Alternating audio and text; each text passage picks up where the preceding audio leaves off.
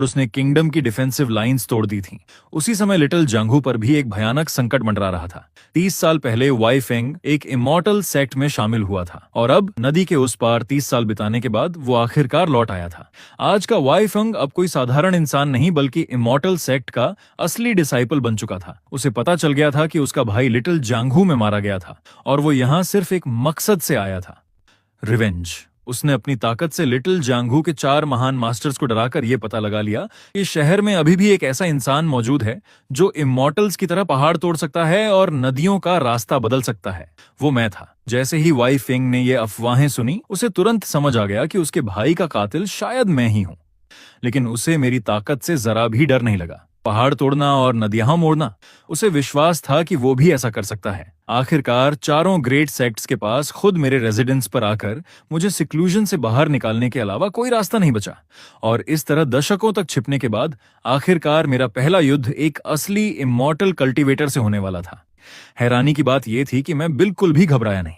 अब जब रिसोर्सेज मौजूद थे तो सबसे पहले मुझे उसकी ताकत पर रखनी थी। तब तक मेरे स्ट्रेंथ पॉइंट्स 35 तक पहुंच चुके थे। मेरी शक्ति अब साधारण कल्टीवेटर से तुलना करने लायक भी नहीं रही थी। वाई फेंग आसमान में बाकी सबके ऊपर घमंड से तैर रहा था, लेकिन मैं पूरी तरह शांत था। उसने मुझे ऊपर से घूरते हुए तिरस्कार से कहा, तो तू वही कचरा है जिसने मेरे भाई को मारा? फिर उसने ठंडी आवाज में चिल्लाया, अभी खुद को मार डाल वरना इस शहर के हर कीड़े को खत्म कर दूंगा। मैंने शांत स्वर में जवाब दिया, तुम्हें बहानों की जरूरत नहीं है। तुम्हारी किलिंग इंटेंट पहले से ही बहुत भारी है। वाई फेंग ने एक शब्द भी और नहीं कहा। उसने हाथ उठाया और तुरंत मेरी तरफ अपनी फ्लाइंग सोर्ड छोड़ दी। भीड़ की डरी हुई निगाहों के सामने मैंने बस आराम से 2 उंगलियां आगे बढ़ाईं और उस फ्लाइंग सोर्ड को हवा में ही पकड़ लिया। फिर मैंने हल्का सा हाथ झटका और भयानक रिकॉइल फोर्स ने वाई फेंग को सैकड़ों मीटर दूर उड़ा दिया।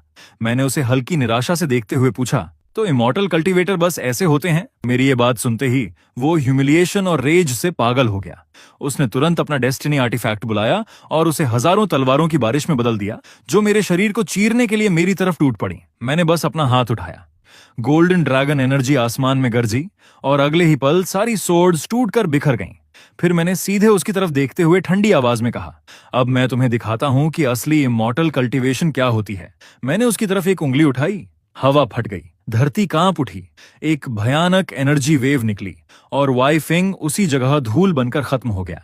सिर्फ एक उंगली से मैंने नदी चीर दी, पहाड़ तोड़ दिया और एक इंसान को अस्तित्व से मिटा दिया। एक इमॉर्टल कल्टीवेटर को एक ही वार में मरते हुए देखकर मेरे आसपास मौजूद हर इंसान पूरी तरह फ्रीज हो चुका था।